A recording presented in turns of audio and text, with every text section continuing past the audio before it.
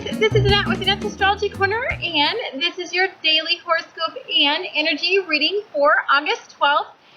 And I took you out to one of my favorite spots. It's kind of this remote little area that you have to like hike down this cliff to get to, but it's like my down home country spot that I am sharing with you because I kind of wanted to start taking you guys out and showing you the Northwest because honestly, it's one of the prettiest places in the, I've traveled the whole United States, and truly, this is one of my most favorite states to explore and have a good time in.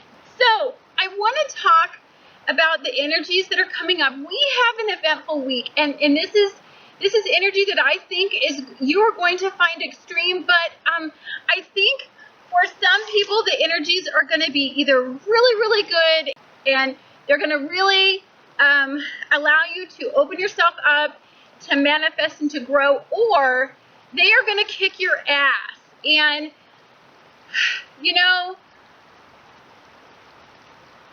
I'm all about either way you learn. So either way that you're going to take this energy, you're going to get something out of it. So I'm not too worried that if some of you choose to fall on your ass that you can't pick yourself back up, because that's what this is all about.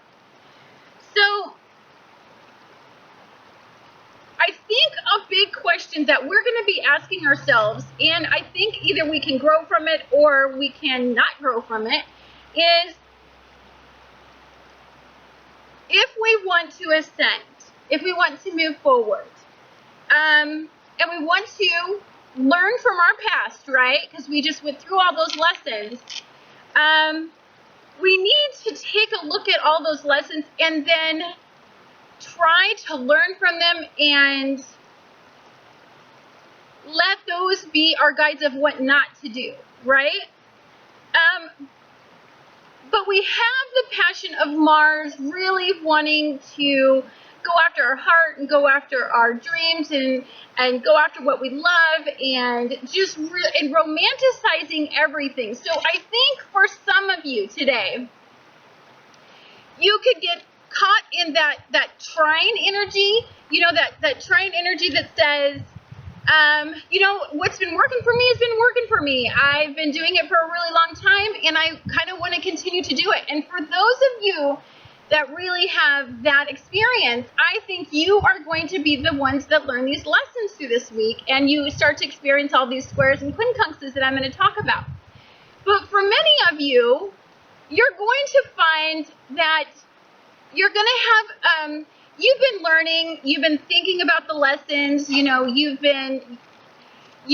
learned all you needed to learn, and so now you're going to have just an easy time of roadblocks being removed and of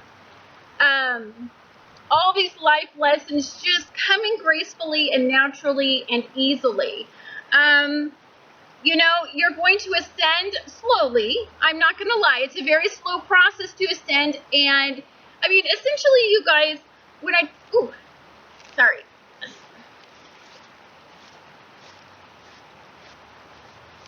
Okay. When I'm talking about your ascending, I'm talking about you're moving forward progressively. Now, for some of you, that could be at a snail's pace, and it can be frustrating when you've got all this power and drive in Mars in Leo, and you want these creative endeavors to pay off. You want your heart to be fulfilled right now. You want your financial endeavors to start paying off, and you want investors to believe in you. So you have all this heart and you know the direction you want to go, but getting people on board with the new self, the new you, that takes a little time for people to develop the right relationships. So you're going to feel very passionate and impatient. When Mars is in Leo, it's a very impatient energy. It's a very self-gratifying energy. It's an immediate gratifying energy. So don't get caught up in the fact that at times you're going to feel frustrated that you're just not quite, where you want to ideally be, okay? Because that can get you caught in trine energy and just make you not want to do anything, and we don't want that. I do want to talk about an energy to me. Oh, sorry. It was a bee. I thought it was a spider.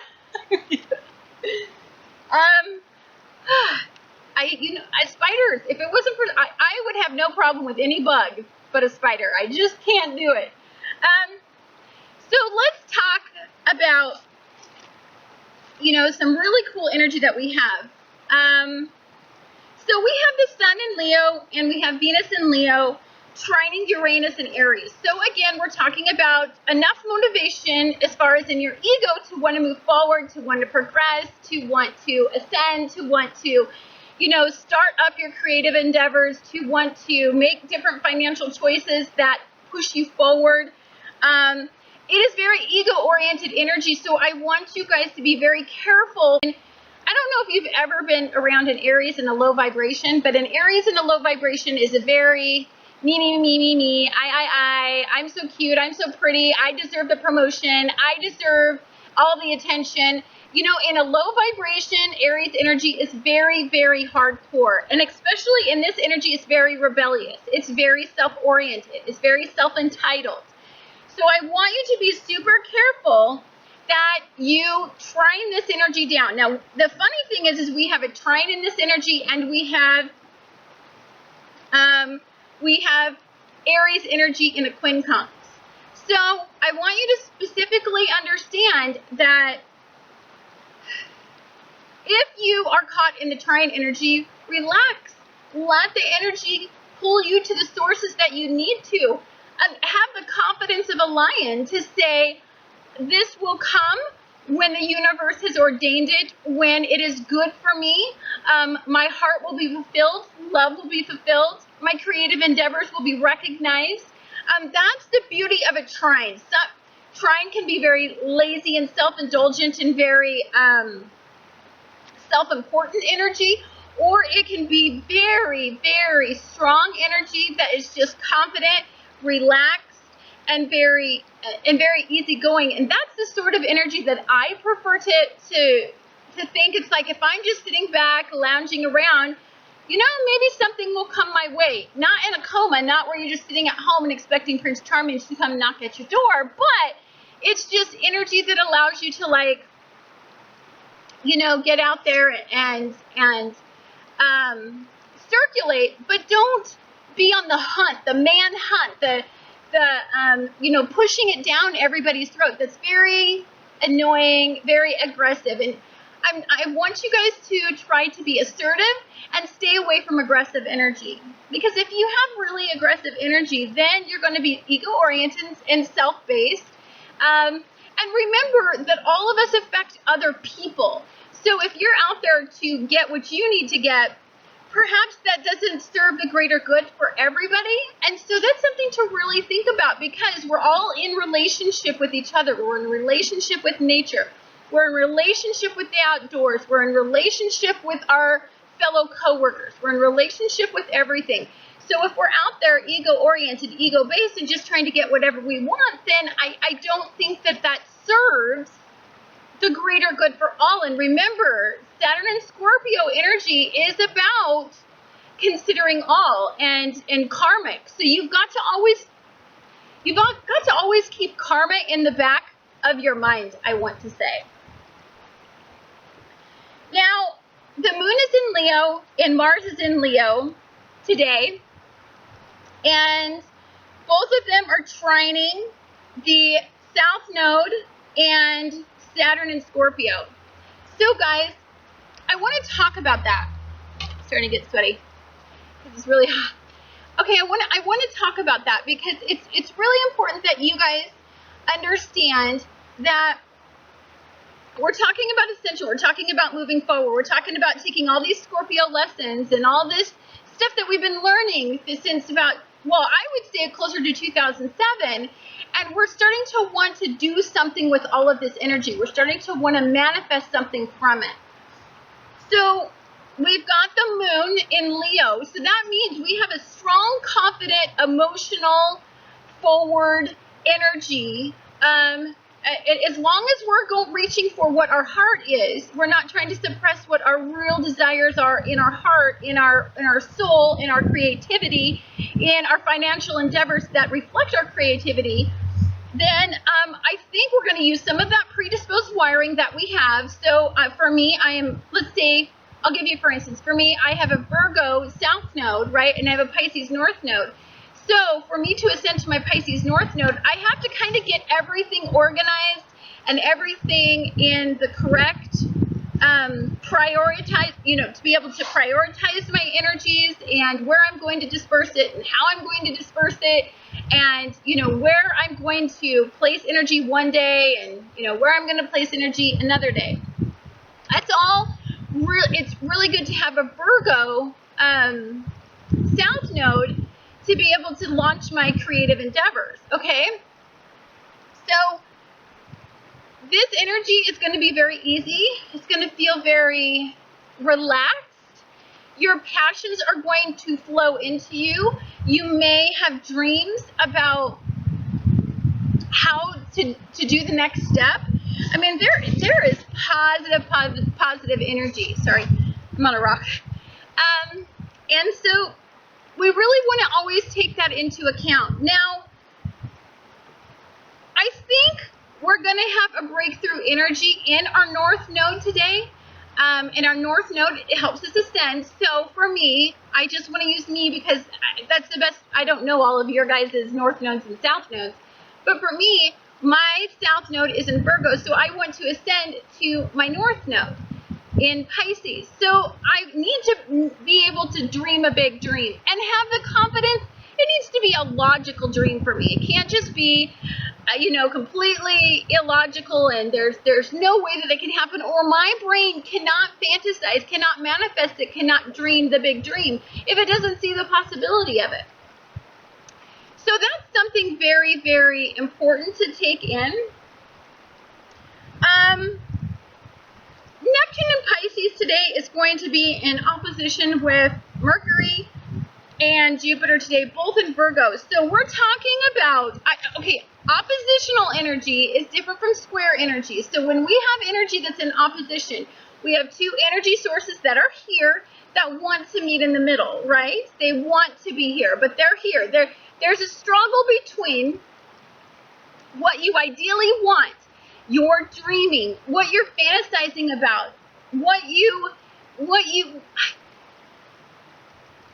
if you were to get anything you wanted, money wasn't a factor, there was no issues with your life, like what would you dream of? So you have that energy down here, and the other energy up here, you've got logical energy, fact-based energy. You've got Mercury and you've got Jupiter. Well, you've got Mercury in Virgo. So this is all about routine. This is all about setting up routines. This is all about making the right choices in your work routines or your health routines. And that's just very important to really, truly understand in this energy, is that you want to get your fantasy, your idealizing, because idealizing is hope. Idealizing is seeing something better than what you currently have and knowing that there's something more besides this maybe unfulfilling life that you're currently living. And it's trying to get it to get on board with logic, thinking things through, analytically developing a process to get what you want, that fantasy, that ideal image. How do you connect the two worlds? For instance, think about Steve Jobs when he came up with his inventions. He was a very forward thinker. He thought a lot in futuristic terms, but getting the corporate world, financiers, everybody on board with this idealistic thinking was very difficult for him, because you have to sell a concept, you have to sell an ideal to people that aren't forward thinkers or that don't always think on the scale that you do. So this is a very important energy to really work out. Now that's energy where you struggle. As far as in forward movement and knowing what you want now and knowing who you want now and knowing the kind of love you want now and knowing how you creatively want to express yourself and what you're passionate about, I think you put all of those pieces together and you're on board ideally with what you all want from that. But I think now it's how do we get that idealistic picture to match this logical place that I am How do I get people on board with it? How do I talk about it? And then how do I make it all happen? How do I get these energies that are here to go here? I think that that's something that you'll have a problem with. Now, for those of you, I always say, especially when you're talking about Virgo energy, you're talking about Pisces, Neptune energy, you're talking about Virgo energy, there is always a little bit of that energy that is so forward thinking that it is futuristic. It is not, I mean, yes, it's based, Mercury energy is based on logic, but there is, imagine, some of the best writers have Mercury in the third house. And that's because they can write about what they think about. They can write, they can teach what they think about. They can develop a concept and deliver the concept and communicate effectively that concept.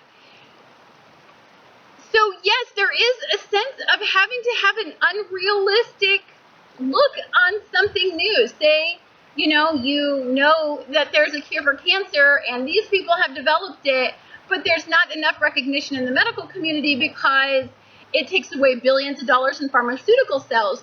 You need somebody like a forward-thinking Mercury-based, Virgo-based person to basically sell the concept. And so that's something that you got to think about. But here's where it gets sticky.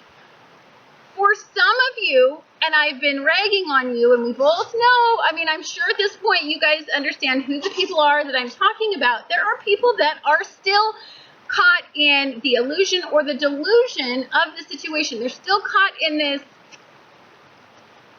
this world of like, they want to have it, but they don't know how to have it. So instead of dealing with it, they escape. And so today you could find that it becomes so overwhelming trying to get all of this energy going, and you have it so easy right now that why would you even make the effort to go through all of these energies changing? So what you do is you trine it out, you escape, you do a Neptune and Pisces and you escape from it. And then what happens is Jupiter expands anything it touches. So if you're into forward movement, progression, selling a concept, idealizing something, expanding it, creatively coming up with an outcome, Jupiter's on board with expanding that, right? But if you are not into dealing, you are not into doing the effort that it takes to get this forward concept to move in the direction you want to, so you just trine it out and just don't do anything at all, then you will fall into Jupiter expanding that, wanting to check out, wanting to run away from it, wanting to escape from it. Neptune energy is very primary today. So, and we have a lot of mutable energy today. So I really want you to take that into consideration when we're talking about today. Like, there are definitely two ways this can go.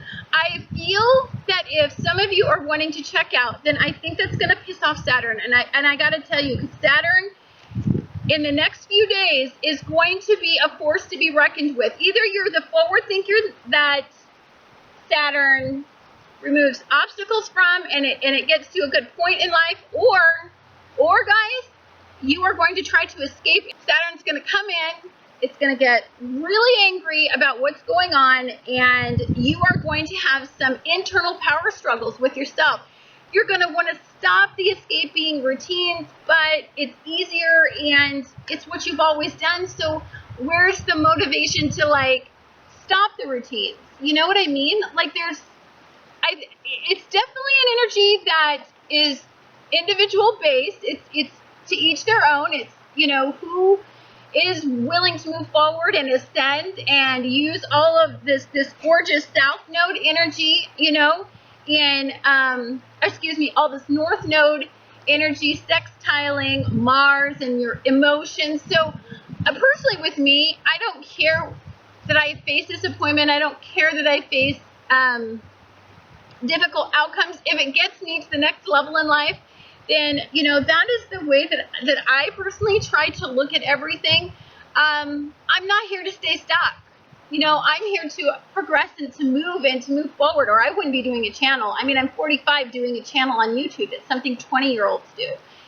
So I just want you to know that those are your energies that you guys are going to be dealing with. I want to thank you so much for tuning in to Annette's Astrology Corner, and I will talk to you guys tomorrow.